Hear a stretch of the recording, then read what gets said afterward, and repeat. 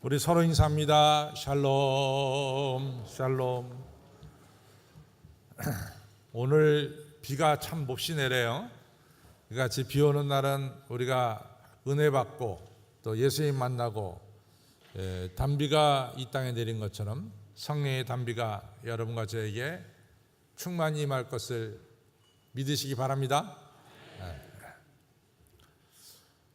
우리가 이제 여러분과 저를 가리켜서 소위 크리스찬이라고 부르죠.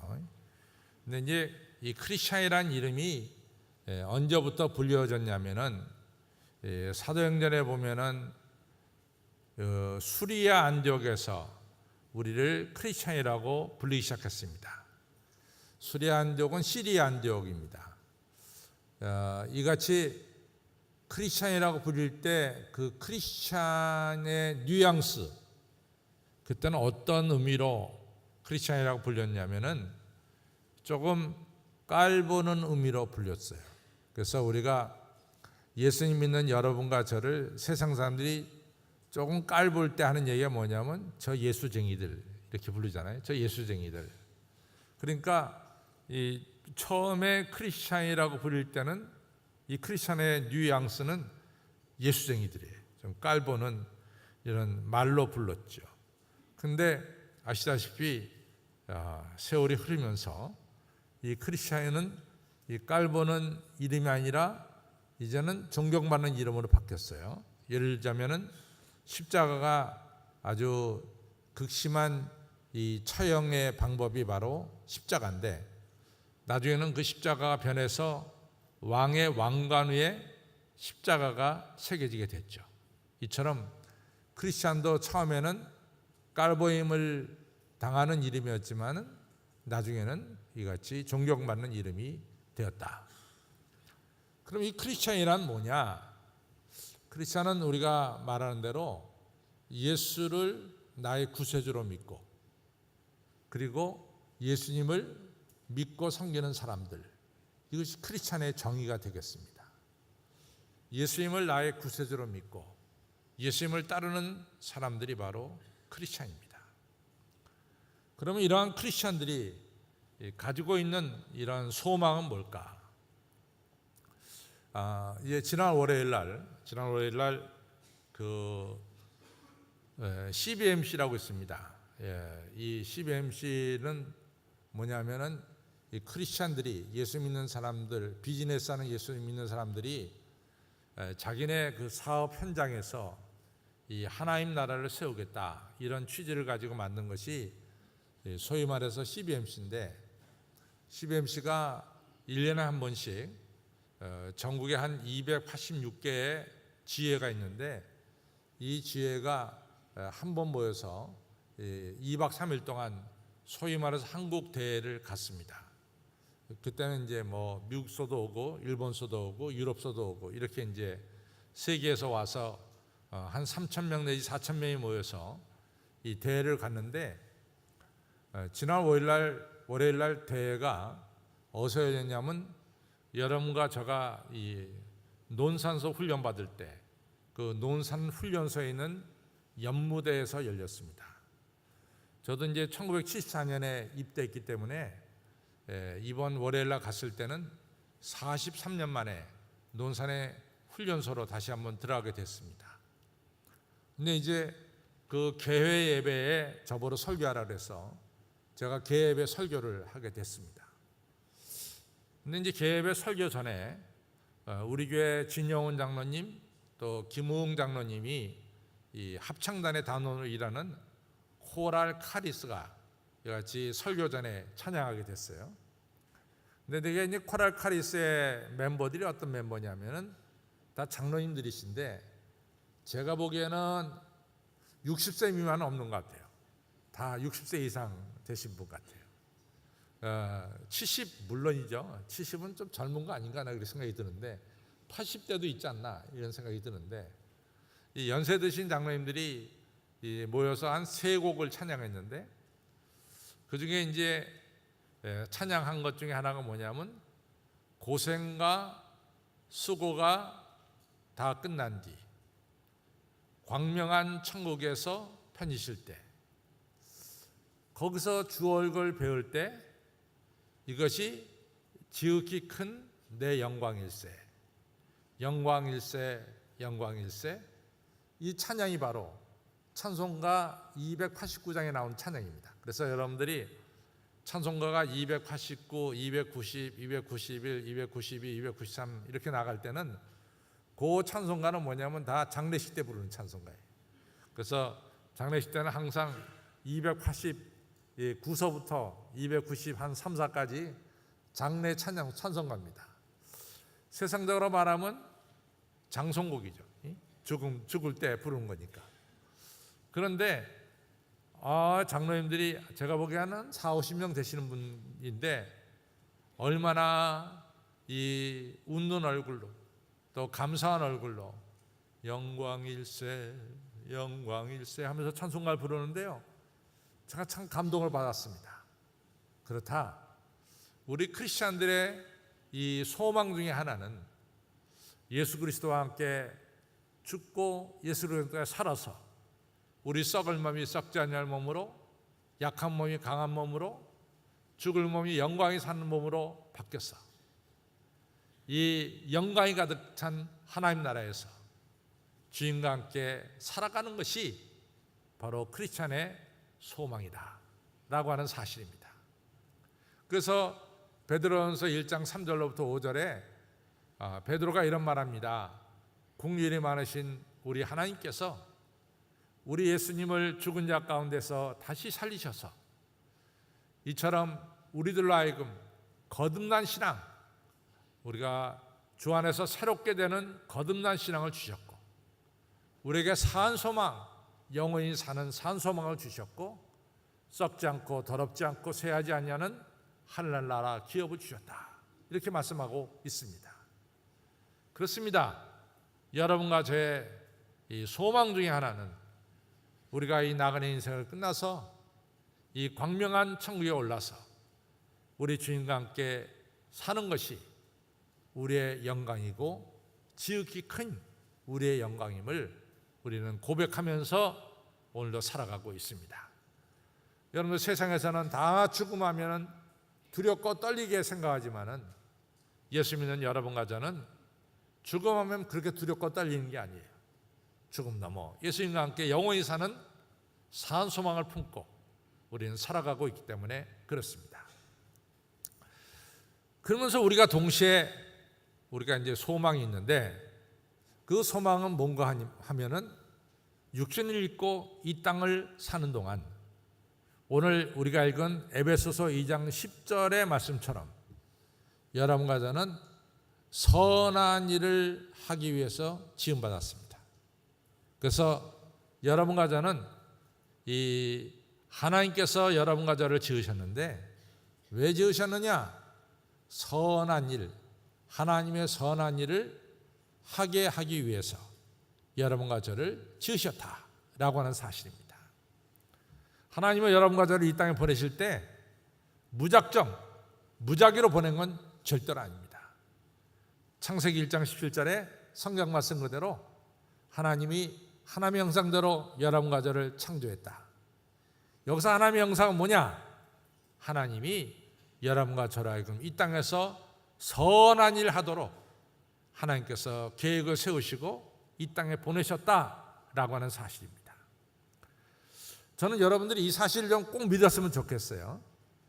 왜냐하면은 저한테도 이제 딸이 셋이는데 나름대로 아버지 엄마는 자식에 대한 계획이 있습니다. 이 큰 놈은 뭐가 했으면 좋겠고, 둘째 놈은 뭐 했으면 좋겠고, 셋째 놈은 뭐 했으면 좋겠다. 나름대로 계획이 있어요. 어느 부모가 자식을 놔놓고 너 될 대로 되라 이렇게 생각하는 사람은 하나도 없습니다. 자식을 놔놓고 자식을 키우면서 부모 나름대로 자식에 대한 계획은 있습니다. 그 계획대로 되든 안 되든 그거는 둘째 문제예요. 왜냐하면 그것은 하나님께 속한 것이기 때문에 그거는 뭐 더 이상 얘기할 건 없고, 인간의 부모도 이처럼 자식에 대한 계획이 있습니다. 사실 저도 마찬가지예요. 목회하면서 우리 교인들을 보면서 저분은 앞으로 장차 무슨 일을 하면 좀 좋겠다, 어디까지나 이 목회자의 생각입니다. 이런 상대방에 대해서 어떠한 선한 뜻, 선한 계획을 가지고 있다, 그 말이에요.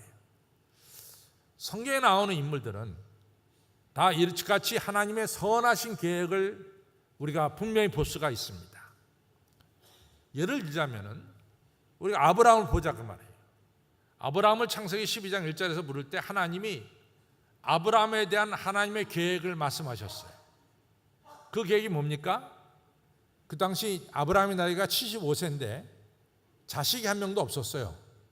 그런데 하나님은 아브라함에게 내가 너로 큰 민족을 이루게 하고, 그때 아브라함의 이름을 누가 알아요? 자기가 태어난 우르 지방의 고향 동네에서는 좀 알지 모르지만은 다른 데서는 아브라함 몰랐을 거란 말이죠. 그런데 하나님 뭐라고 말씀해요? 아브라함에게 너 이름을 앞으로 창대케 하겠다, 이런 얘기를 하셨어요. 그 다음 세 번째로 하나님은 아브라함에게 무슨 말씀하셨냐면은 내가 너에게 하늘복을 주어서 너를 통해서 많은 사람들이 복을 받는 내가 복의 통로로 너를 세우겠다. 이것이 아브라함을 향한 하나님의 계획이었어요. 아브라함 큰 민족을 이루고 아브라함 이름 창대케 되고 또 아브라함을 통해서 많은 사람들이 복을 받는 아브라함을 향한 하나님의 계획, 아브라함을 향한 하나님의 선한 목적, 선한 일, 이것을 히브리어로 뭐라고 말하냐면 하나님의 포이에마, 이렇게 말합니다. 하나님의 계획. 이것을 오늘 제가 설교 제목으로는 뭐라고 정했냐면 하나님의 걸출한 작품, 이렇게 정했습니다. 여러분, 아브라함이 큰 민족을 이루고 아브라함의 이름이 창대케 되고 아브라함이 복의 통로가 되는 것, 이건 걸출한 작품 아니에요? 이것이 바로 걸출한 작품입니다. 모세, 여러분 모세 봅시다. 모세가 40에 사람을 죽였어요. 살인자입니다. 그러니까 애굽 땅에 있다가는 잡혀서 죽을 것 같으니까 이 미디안 강야로 도망갔어요. 40년 동안 뭐하고 살았어요? 자기 장인어른의 양이나 치며 살았습니다. 그런데 모세 나이 80대 하나님 모세를 불러서 하나님의 계획을 알리셨어요. 그 계획이 뭡니까? 네가 애굽 땅에 들어가서 종살이하던 내 백성 430년 동안 종살이하는 내 백성을 출애굽시켜라. 이런 귀한 하나님의 계획을 말씀했어요. 모세는 자기가 그 계획을 이룬다는 것은 너무 힘들었어요. 하나님 아시죠? 제 나이가 80이죠. 제가 40년 동안 양이나 치는 별로 한 일이 없는 사람이죠. 제가 말도 잘 못하는 혀가 짧은 사람이죠. 제가 어떻게 그 일을 합니까? 하나님의 엄청난 계획 앞에서 모세는 자기는 그러한 걸출한 작품이 될 수 없다라고 생각을 했어요. 그러나 하나님은 조금 더 양보하지 않고 모세로 하여금 이 하나님의 걸출한 계획, 하나님의 포이에마를 이룰 수 있도록 모세와 함께 하신 것을 알 수 있습니다. 여러분, 성경에 보면은 기드온이라고 하는 인물이 나와요. 그럼 이 기드온은 어느 시대 때 사람이냐면 사사시대 때 사람입니다. 근데 이제 사사시대 때는 이스라엘에 왕이 없었어요. 그래서 주변 나라들이 쉽게 이스라엘을 침략해서 이스라엘을 지배했습니다. 이제 기드온이 살 당시에는 미디안 족속이라는 족속이 이스라엘을 7년 동안 지배했어요.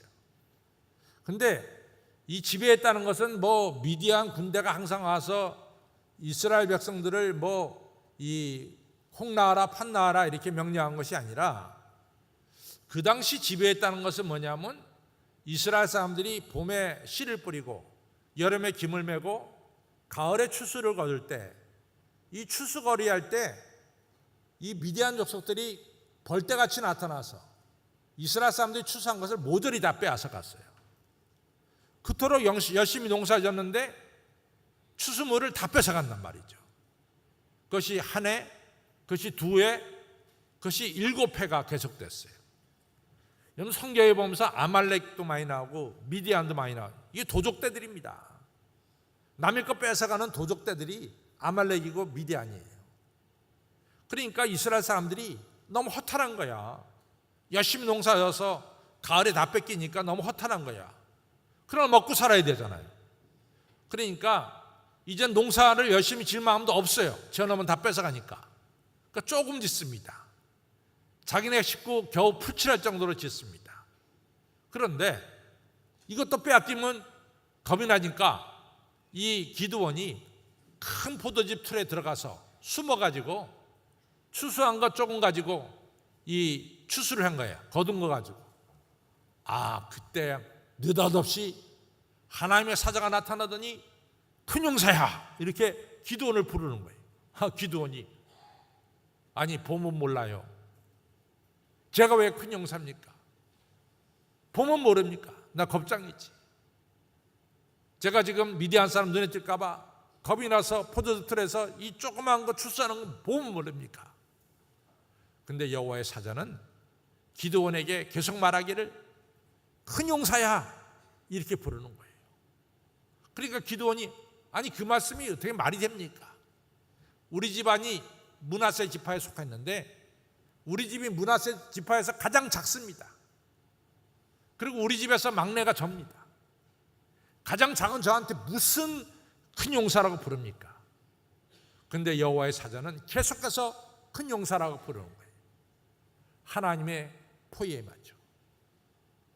기드온은 그렇게 생각하지 못했는지 모르지만 하나님은 기드온을 보낼 때 큰 용사로, 하나님께서 기드온을 선한 일을 시키는데 그것은 큰 용사로 하나님은 기드온을 세웠습니다. 이것이 하나님의 계획이고 이것이 하나님의 포위에 맞습니다. 요한복음 1장 42절에 보면은 예수님에게 먼저 예수님을 안 사람이 베드로가 아니라 베드로의 형 안드레가 먼저 예수님을 알았어요. 그래서 안드레가 예수님을 알고 나서 자기 동생 베드로에게 찾아가서 내가 메시아 만났다. 그러니까 예수님한테 가자. 그러니까 동생을 데리고 예수님에게로 옵니다. 근데 예수님께서 베드로를 보자마자 첫 마디가 뭡니까? 요한의 아들 시몬아. 베드로의 본래 이름이 시몬이에요. 그래서 바요나 시몬아 내가 복이 있도다. 마태복음 16장에 그렇게 나오잖아요. 요한의 아들 시몬아 내 이름이 게바가 되리라. 게바는 베드로의 말입니다. 내 이름이 베드로가 될 것이다. 베드로는 아시다시피 이 페트라라는 것은 돌입니다. 반석. 베드로 너 반석이 될 것이다. 그래서 마태복음 16장에 네가 주는 그리스도시요 살아계신 하나님의 아들이라고 고백한 그 반석 위에 내가 내 교회를 세우리니 음배의 권세가 이르지 못하리라. 이건 베드로 볼 때는 놀라운 사실이었어요. 자기는 그저 갈릴리 호수에서 고기나 잡는 사람이었는데 자기를 향해서 너 반석이다. 내 위에 교회가 세워질 거다. 이런 놀라운 하나님의 걸출한 계획, 하나님의 포위의 말을 베드로가 요한복음 1장 42절에서 듣게 되는 거죠. 여러분들 우리가 사도 바울을 잘 알아요. 사도 바울이 이제 기독교를 박해한 사람이죠. 그래서 9장에 보면 사도행전 9장에 보면 사도 바울이 다메섹 올라가다가 예수님 만나죠. 그래서 이 사도 바울이 장님이 돼버려요. 그래갖고 이제 직가라는 거리에 다메섹에는 직가라는 거리에 장님 돼서 누워 있었어요.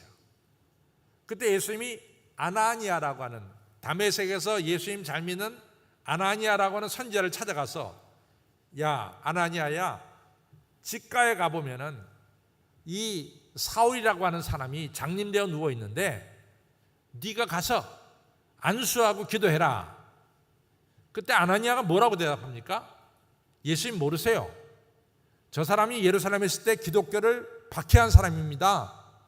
저 사람이 다메섹에 왜 온지 아세요? 날 잡으러 왔습니다. 나 예수님 따르는 저를 비롯한 이 예수님의 제자들을 잡으러 왔습니다. 근데 어떻게 그런 사람에게 가서 안수합니까? 그때 예수님이 말씀하시죠. 아나니아야, 저 사울은 앞으로 이방인과 임금들과 그리고 이스라엘 자손들에게 복음을 전하게 하려고 내가 택한 그릇이다 그랬어요. 이게 하나님의 포에마야. 이것이 하나님의 계획이에요. 우리 눈에는 사울은 기독교를 박해하는 인물로 봤지만 하나님의 계획은 사울로 하여금 이방인들과 임금들과 이스라엘 자손들에게 복음을 전하는 하나님의 계획, 하나님의 포에마가 있었다고 하는 사실입니다. 성경에 나오는 모든 인물들, 하나님이 그 사람을 향한 하나님의 계획, 하나님의 포에마, 하나님의 걸출한 작품들이 다 있었다고 하는 사실입니다. 그러면 성경에 나오는 인물만 하나님께서 계획을 세우셨나요? 저는 그렇게 생각하지 않습니다. 오늘 찬양한 우리 할렐루야나, 오늘 귀한 연주한 우리 한신필 한 분 한 분이나, 여기서 예배드리는 우리 성도님들 한 분 한 분 위에 나를 창조하신 하나님은 하나님의 형상, 하나님의 계획, 하나님의 포에마가 여러분과 저에게 다 있다고 하는 사실을 믿으시기를 바랍니다. 성경에 있는 인물만 하나님이 계획을 세운 게 아니에요. 여기에는 우리 모두 다 하나님의 선하신 계획, 여러분과 저를 하나님께서 지으셨는데 왜 지으셨느냐? 하나님의 선한 일을 하기 위해서 여러분과 저를 지으셨습니다. 이 시간 나를 향한 하나님의 선한 계획이 있으심을 꼭 믿으시기를 바랍니다. 우리가 일생을 똑같이 살아가요. 그러나 우리는 이러한 하나님의 선한 계획을 알고 살면 우리의 일생은 하나님의 선한 일을 할 수 있어요. 그러나 이러한 선한 계획을 모르고 살면 우리는 이 소중한 인생을 그냥 살다가 죽을 수밖에 없는 거죠. 우리를 향한 하나님의 선한 계획을 다시 한번 깨닫는 이 시간 되기를 바랍니다. 중요한 것은 뭐냐? 목사님, 그러면은 이 하나님의 선하신 계획이, 하나님의 포에마가, 하나님의 걸작품이 어떻게 우리의 생애 속에서 이루어집니까? 이게 중요한 질문이에요. 자, 이제 한번 살펴보겠어요. 아브라함을 향한 하나님의 선한 계획은 뭐예요? 그 이름이 창대케 되고 큰 민족을 이루고 복의 통로가 되는 거예요. 그런데 아브라함이 이러한 하나님의 선한 계획을 듣고 아브라함의 한 행동이 뭡니까? 그는 본토와 친척과 아비집을 떠났어요. 본토와 친척과 아비집을 떠났어요. 이거는 쉬운 얘기가 아니에요. 본토는 뭡니까? 지연이에요. 지연.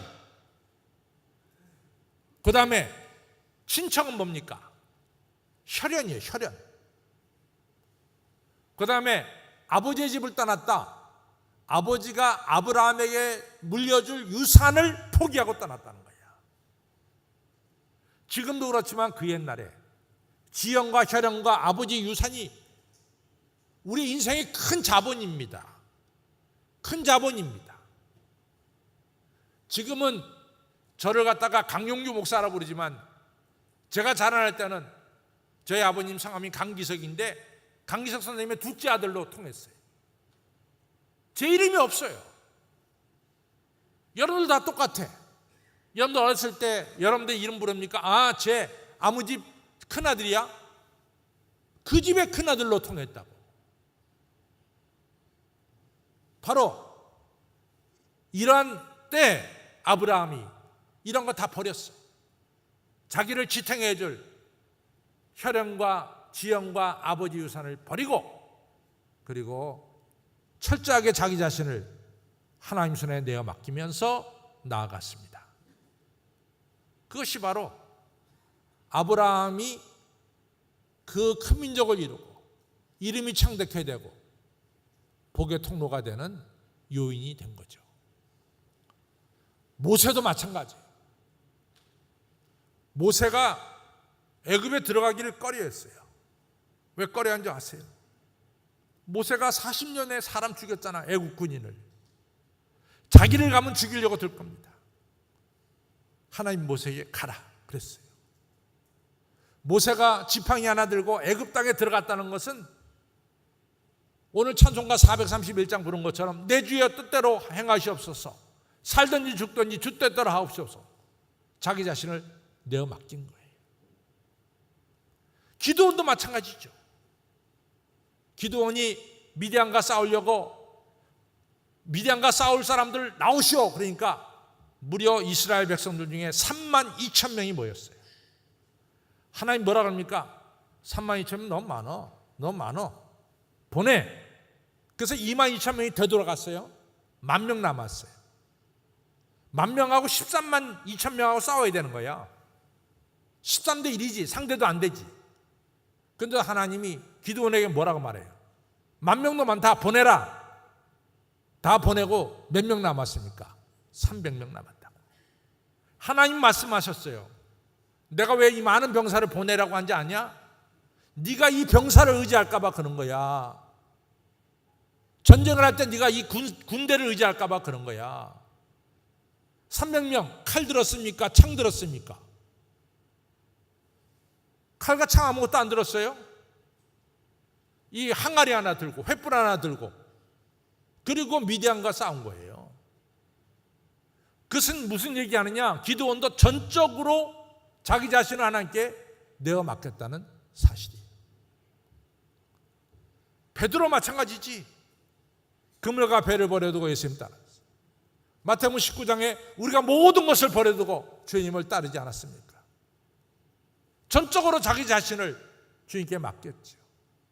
사도 바울도 마찬가지 아닙니까? 빌립보서에 내가 난지 8일 만에 할례 받고 내가 베냐민 사람이고 히브리인 중에 히브리인이고 내가 가말리엘 밑에서 율법을 배웠고 나는 바리새인 중에 바리새인이고 율법의 의로는 내가 흠이었고 그러나 이 모든 것을 내가 다 오물러 버렸다. 그 이유는 내가 그리스도를 얻기 위해서 오물러 버렸다. 전적으로 자기 자신을 하나님께 맡긴 거예요. 여러분, 사무엘이 된 것은 왜 사무엘이 됐을까요? 만약에 한나가 사무엘을 끝까지 자기가 키우겠다고 달려들었다면 오늘 성경에 나오는 사무엘은 있느냐 그 말이야. 오늘 성경에 나오는 사무엘은 없어요. 한나가 하나님과 약속한 대로 사무엘이 젖된 후에 어린 사무엘을 하나님의 성전에다가 내어 맡겼어요. 내가 이 아이를 하나님께 드린 아이다 하면서 맡겼어요. 하나님께 맡기니까 오늘 성경에 나오는 사무엘이 된 거죠. 여러분들, 내가 스스로 걸작품이 될 수 있을까요? 아닙니다. 내가 가지고 있는 지혜와 내가 가지고 있는 능력과 내가 가지고 있는 힘으로는 하나님의 걸작품은 될 수가 없어요. 나를 걸작품으로 만들어주시는 분은 여호와 하나님이십니다. 그래서 이 시간 중요한 것은 내 모습 이대로 하나님께 내어 맡기는 이런 헌신과 결단이 여러분과 저에게 있기를 바랍니다. 이것이 중요해요. 아버지, 내 맡깁니다. 아버지, 진흙과 같은 저를 맡깁니다. 저를 맡아 주시고 주님이 저를 향해서 세우신 선한 목적, 하나님의 계획이 있지 않습니까? 그 계획을 이루시기를 바랍니다. 이런 하나님께 내어 맡김이 여러분과 저에게 꼭 필요한 것입니다. 나는 인생을 그렇게 시시하게 살다가 죽고 싶진 않아요. 난 정직하게 말해서 그래요. 강 목사 그냥 이렇게 살다가 죽을 거야? 난 그렇게 살다 죽지 않겠어요. 나는 몇 살에 죽든지 내가 죽는 날까지 하나님의 선에 붙잡힌 하나님의 종이 돼서 하나님의 뜻을 이루다가 나 하늘나라 가기를 원합니다. 여러분들의 지혜와 힘으로 여러분들을 걸작품을 만들 수 있냐 그 말이에요. 한번 정직하게 물어보시라고. 그래, 여러분들이 좀 빌딩을 몇 개 가지고 있다 치자 그 말이야. 그 빌딩 가지고 여러분들이 걸작품 될 수 있어요? 아닙니다. 중요한 것은 전능하신 하나님 손 앞에 붙잡을 때만이 하나님은 하나님의 계획대로 우리를 걸출한 작품으로 만들어 주신다고 하는 사실을 믿으시기 바랍니다. 우리가 하나님께 이같이 내어 맡기는 동안 그것이 구체적으로 어떻게 되느냐? 하나님과 늘 교통하는 거예요. 하나님과 교통하는 거지. 아브라함 하면 창세기 12장부터 25장에 나오는데 아브라함이 창세기 12장에 하나님과 교통하고 애굽에 가서도 교통하고 창세기 13장에서 조카 롯과의 문제 때도 교통하고 또한 창세기 14장에서 조카 롯이 그돌라오멜에게 빼앗겼을 때도 하나님과 교통하고 창세기 15장에서 장막에 있을 때도 하나님께서 교통하고 창세기 18장에서 소돔과 고모라가 밀망할 때도 그걸 놓고 의인 10명이 있어 하나님과 교통했고 창세기 22장에서도 교통하고 늘 아브라함의 생애를 보면 하나님과 교통하는 생활이었어요. 모세도 마찬가지야. 시내산에 올라가서 40일 동안 하나님의 말씀을 들으며 하나님과 교통하는 생활을 했습니다. 여러분들 성경에 나오는 모든 인물들은 자기 자신을 하나님께 내어 맡기면서 내어 맡겼다는 그 내용 중에 하나가 뭐냐? 하나님과 교통하는 거였죠. 여러분과 저가 하나님께 나 자신을 내어 맡겼다. 이것 내용 중에 하나가 뭐냐? 이처럼 하나님께 예배드리는 거예요. 내 주의 뜻대로 행하시옵소서. 나를 주님 앞에 내어 맡기는 거예요. 하나님과 교통하며 사는 겁니다. 하나님 말씀으로 양육받는 거예요. 그래서 디모데후서 3장 15절로부터 사도 바울이 디모데 후서에서 디모데에게 말합니다. 디모데야, 성경 말씀은 하나님의 이같이 감동으로 쓰여진 말씀으로 너를 의로 교육하기에 유익한 거다. 하나님의 말씀을 너 상고해라. 하나님 말씀은 너로 하여금 이 선한 일하기에 온전한 사람으로 만들어 주느니라 말씀하고 있어요. 사랑하는 성도 여러분, 성경 말씀을 날마다 읽으시고 이같이 하나님 말씀을 들으시며 예배하면서 하나님과 교통하시기를 바랍니다. 하나님께서 여러분과 저를 이같이 하나님의 세우신 걸작품으로 만들어 가실 줄로 믿습니다. 나탈리 골드버거라고 하는 시인이 말했어요. 무슨 말을 했느냐? 여러분들 내면에 있는 소리를 들으십시오. 그 내면에서 우러나온 소리는 엄청난 힘을 가졌습니다. 우리 내면의 소리는 뭘까? 성령의 감화감동. 성령의 감화감동을 체험해라 이거죠. 그러면은 성령님께서 우리에게 능력도 주시고 성령님께서 너를 향한 하나님의 디자인, 나를 향한 하나님의 디자인이 무엇인지를 성령님은 깨닫게 한다 이거죠. 성령님의 소리를 들어라 이거죠. 여러분, 오늘 이 시간 예배드리면서 성령님은 여러분들 사이에 감동을 할 줄로 믿어요. 그래, 내가 이제는 지금까지 내가 뭐 아는 지식 가지고 뭐 재산 가지고 뭔가 해보겠다 그랬는데 그거 아닌 걸 내가 수없이 실패를 통해서 깨달았어요. 오늘 설교 말씀이 맞아. 하나님만이 나를 내 인생을 이같이 선한 일하며 살게 할 수 있어. 이런 감동이 여러분들에게 있을 줄로 저는 믿습니다. 그 감동에 따라 그 내면의 소리에 따라 여러분들 순종하시기를 바랍니다. 감동에 따라 순종할 때, 성령님의 감동에 따라 순종할 때 성령의 능력과 권능이 우리에게 임하는 이런 축복된 역사가 있게 되는 것입니다. 성도 여러분, 나는 우리 한신교회가 그냥 지내는 교회가 되기를 원치 않아요. 저는 한신교회가 하나님의 계획하신 대로 선하신 목적을 이루는 교회가 되기를 원하고, 동시에 저를 비롯한 여기 예배드리는 모든 분들이 하나님의 포에마, 하나님의 계획, 하나님의 걸작품이 다 되시기를 저는 간절히 바랍니다. 아무쪼록 여러분들 자신을 하나님께 내어 맡기시고 성경 말씀으로 교통하시고 성령의 감화감동에 순종하셔서 하나님의 걸작품, 하나님의 포에마가 다 되시기를 주님의 이름으로 축원합니다. 아버지 하나님 감사합니다. 저희들로 하여금 하나님의 거룩한 작품이 다들 되어서 이 인생을 살도록 도와주옵소서.